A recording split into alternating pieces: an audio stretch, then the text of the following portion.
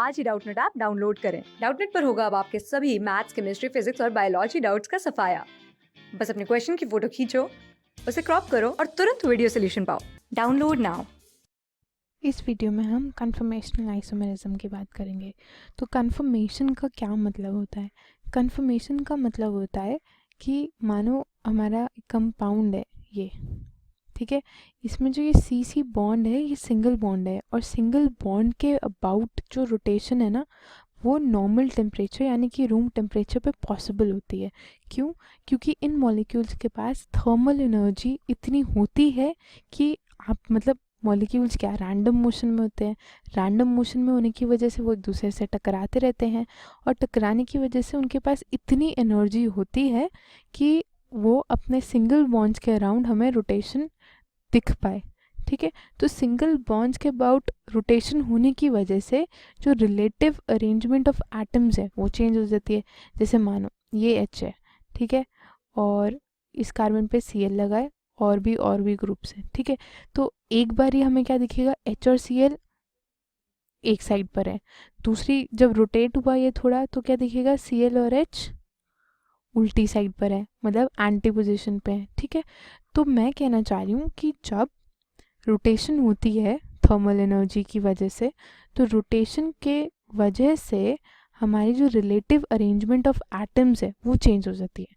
Relative arrangement of atoms मतलब पहले H और सी एल एक साइड पे थे, अब एच और सी एल अलग अलग साइड पे हो गए, तो उनकी रिलेटिव अरेंजमेंट मतलब एक दूसरे के रिस्पेक्ट में अरेंजमेंट चेंज हुई।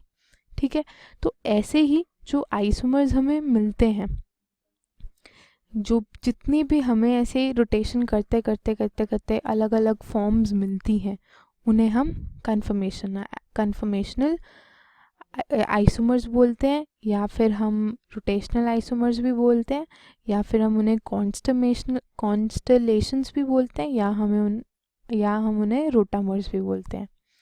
एक हो गया हमारा रोटामर्स, ठीक है, एक हो गया हमारा कॉन्स्टलेशंस, एक हो गए हमारे कन्फॉर्मर्स, मतलब वो आइसोमर्स, मतलब अब जैसे ये दोनों हैं, ये दोनों क्या हुए, कन्फॉर्मर्स हो गए। मतलब कन्फॉर्मर्स नहीं, जो आपका मन करे वो बुला लो, मान लो ये उनके घर के नाम है और उसका स्कूल का नाम है कन्फर्मेशंस। ठीक है, अब हम देखेंगे कुछ कन्फर्मेशंस, मतलब सॉ हॉर्स और न्यूमैन रिप्रेजेंटेशंस हमने सीखी थी।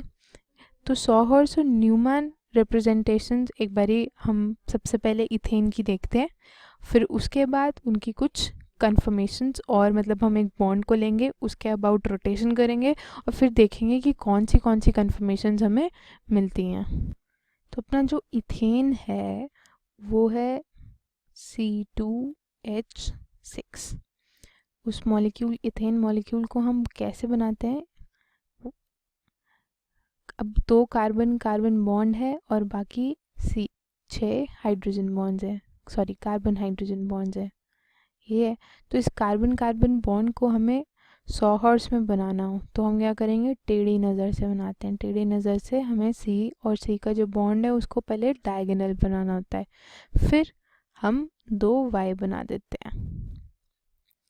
ठीक है, हाँ, और यहाँ पर हाइड्रोजन, यहाँ हाइड्रोजन, यहाँ पे हाइड्रोजन, और इस पे भी हाइड्रोजन लगा है, इस पे भी हाइड्रोजन लगा है, तो ये हमारी होगी 100 हॉर्स रिप्रेजेंटेशन या प्रोजेक्शन फार्मूला। एक और चीज़ हमने सीखी थी, ये कौन सी कन्फर्मेशन है, ये हमारी है एक्लिप्स्ड, है ना, क्योंकि ये वाला हाइड्रोजन इस वाले हाइड्रोजन को कवर करेगा। अगर आप यहाँ से देखोगे ना इसको एकदम सामने से, तो आपको सिर्फ एक वाई दिखेगा, पीछे वाला वाई नहीं दिखेगा। तो ये होगी हमारी एक्लिप्स कन्फर्मेशन।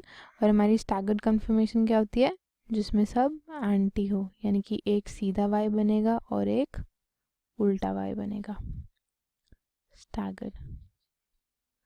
अब देखिए, ये कन्फर्मेशन एक्लिप्स से स्टैगर्ड कब हुई, जब इस बॉन्ड के अबाउट रोटेशन हुई होगी।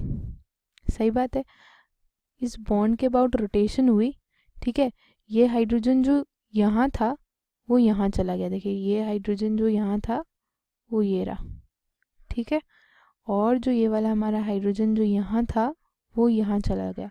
बॉन्ड के अबाउट रोटेशन की वजह से हमारी relative arrangement of atoms change हो गई, जिसकी वजह से हमें एक नई कन्फर्मेशन मिली, उसको हमने नाम दे दिया स्टैगर्ड कन्फर्मेशन। ठीक है, अब हम बनाते हैं इनकी, अब बात है कि कोई ये पूछ सकता है कि हमें भाई कितने डिग्री से रोटेट करना है। जितनी भी कन्फर्मेशंस होती हैं हम उनको बहुत सारी डिग्री से, किसी भी 1, 2, 3, 0.1, 0.2, 0.3 डिग्रीज, कितने भी डिग्री से रोटेट कर सकते हैं। तो ऐसे हमें कितनी कन्फर्मेशंस मिलेंगी, ऐसे हमें इन्फिनाइट कन्फर्मेशंस मिल जाएंगी, इन्फिनाइट कन्फर्मेशंस मिल जाएंगी।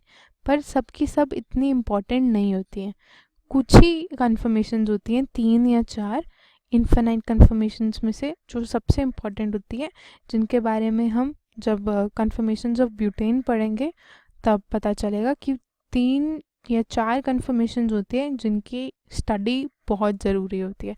क्योंकि जो बाकी सब कन्फर्मेशंस होती है ना, वो इतनी इम्पॉर्टेंट इसलिए नहीं होती क्योंकि उनके बीच का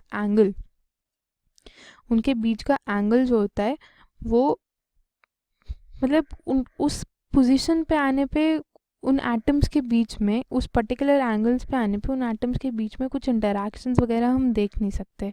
ठीक है, हम क्या करते हैं, हम एक्सट्रीम कन्फर्मेशंस के बारे में पढ़ते हैं, या तो जिसमें सबसे ज़्यादा स्टेबिलिटी हो, या एकदम मीडियम स्टेबिलिटी वाला ले लिया, और एक सबसे लोवेस्ट स्टेबिलिटी वाला ले लिया। तो अगर हम ऐसी इन 3 कन्फर्मेशंस के बारे में पढ़ लेते हैं तो उतना हमारे लिए काफ़ी होता। अब हम बनाएंगे इनकी न्यूमैन प्रोजेक्शंस, स्टैगर्ड और एक्लिप्स की जो हमने सॉर्स प्रोजेक्शंस बनाई थी, अब हम उनकी न्यूमैन प्रोजेक्शंस बनाएंगे। तो ये तो था हमारा एक्लिप्स्ड फॉर्म, और हमारी स्टैगर्ड फॉर्म में क्या था, एक सीधा वाई था और एक उल्टा वाई था। न्यूमैन प्रोजेक्शन में हम कहाँ से देखते हैं, हम यहाँ सीधे सीधे से देखते हैं। तो न्यूमैन प्रोजेक्शन में जो ये वाला कार्बन है वो सीधा ऐसे वाई दिखेगा, पीछे वाला कार्बन ऐसा गोल से दिखेगा, और जो पीछे वाले कार्बन के ग्रुप्स हैं वो हमें कैसे दिखेंगे, ऐसे। तो ये तो होगी एक्लिप्स्ड कन्फर्मेशन। ठीक है, और इसकी अगर हम इसकी स्टैगर्ड की स्टैगर्ड की न्यूमैन कन्फर्मेशन बनाएंगे तो सामने वाला तो ऐसे ही दिखेगा जैसे हमें इसमें दिखता है, पीछे वाला कार्बन ऐसे दिखेगा, और पीछे वाले कार्बन पे क्योंकि हमें पता है, देखो इस V के बीच में से एक ये डंडी दिखेगी ना, अगर आप यहाँ से सामने से देखोगे तो V के पीछे से एक सामने से हमें पीछे ये वाली डंडी दिखेगी, ऐसे ये ऐसे दिखेगा हमें। तो ये हमारा है स्टैगर्ड कन्फर्मेशन न्यूमैन प्रोजेक्शन में। ठीक है, और अब इनके बीच की, ये तुम्हारी 2 एक्सट्रीम कन्फर्मेशंस होगी। जैसे मैंने बताया था ना, हम लोग एक्सट्रीम कन्फर्मेशंस के बारे में पढ़ते हैं, तो जो भी इनके बीच की कन्फर्मेशंस होंगी, ठीक है, उनको हम बोलते हैं स्क्यू कन्फर्मेशंस। एक तो स्टैगर्ड है, एक एक्लिप्स्ड है, तीसरी होती है स्क्यू, SQEW। स्क्यू कन्फर्मेशंस में क्या होता है, कोई भी बीच का एंगल। अब देखो, हाँ एक और चीज़, जब एक्लिप्स थी, ठीक है, जब एक्लिप्स थी तो एकदम पीछे वाला में दिख नहीं रहा था, तो हमने क्या किया, हमने उसको थोड़ा सा रोटेट किया। अब कितने एंगल पे रोटेट करने से ये यहाँ से यहाँ आया, देखो एक वो बनाते हैं, यहाँ था ये ब्लैक वाला, ये था ना, यहाँ था ब्लैक वाला, ठीक है। अब ये ब्लैक वाला यहाँ से पीछे वाले को मैंने आगे वाला फिक्स रखा है, मैंने ये वाला जो बॉन्ड है ना, ये वाला जो बॉन्ड ये फिक्स रखा, ठीक है, इसके अबाउट रोटेशन की। ठीक है, तो जो ये वाला था वो यहाँ से कहाँ पर आ गया, बॉन्ड रोटेट करने के बाद यहाँ पे। तो ये एंगल कितना हुआ जो हमने रोटेट किया, ये एंगल हुआ 60 डिग्री, क्योंकि हमें पता है ये जो पूरा एंगल है वो कितना है, 120 डिग्री है ना। तो हमने कितने से रोटेट करने पे हमारी स्टैगर्ड कन्फर्मेशन मिली, वो है 60 डिग्री रोटेट करने पे। तो ये हमारा हुआ कन्फर्मेशनल आइसोमेरिज्म का इंट्रोडक्शन, और हमने यहाँ पे देखे इथेन के कन्फर्मेशंस। नेक्स्ट वीडियो में हम पढ़ेंगे स्टेबिलिटी इन बट कौन सी एक्लिप्स ज़्यादा स्टेबल है या स्टैगर्ड ज़्यादा स्टेबल है और कितने अमाउंट से और क्यों स्टेबल है, उसके रीजंस और उसकी क्वालिटेटिव और क्वांटिटेटिव दोनों एजर्शंस करेंगे। क्लास 6 से 12 से लेके नीट, IIT, जेई मेंस और एडवांस के लेवल तक 10 मिलियन से ज्यादा स्टूडेंट्स का भरोसा। आज ही डाउनलोड करें डाउटनेट ऐप या व्हाट्सएप कीजिए अपने डाउट्स 8400 400 400 पर।